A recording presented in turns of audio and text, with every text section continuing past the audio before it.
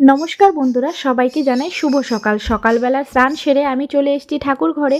ঠাকুর পুজো complete হয়ে গেল আমার। এবারে চলে আসলাম বিছানাটা ঠিকঠাক গুছিয়ে নিতে। বিছানা গুছানো হয়ে গেল। এরপরে আমি একটু কুহুর জন্য ম্যাগি করে নিলাম। ম্যাগিটা ঠান্ডা করতে দিয়ে এসে তোমাদের দাদাভাইয়ের জন্য ব্রেকফাস্ট নিয়ে চলে আসলাম। কুহু কিন্তু নিজে খেতে চায় না, সবাইকে খাওয়াতে ভালোবাসে। তো ওর বাবাকে ও খাইয়ে দিচ্ছিল। এরপরে ওকে নামিয়ে নিয়ে আসলাম। ফ্রেশ করে দেবো এখন, সকালবেলায় ব্রাশ করে দেবো আর বাসি জামা কাপড়গুলো চেঞ্জ করে দেবো। ও তো এখন অনেকটাই ছোট, নিজে নিজে ব্রাশ করতে পারে না ঠিকঠাক মতো, সেই কারণে ওকে ব্রাশ করে দিতে হয়।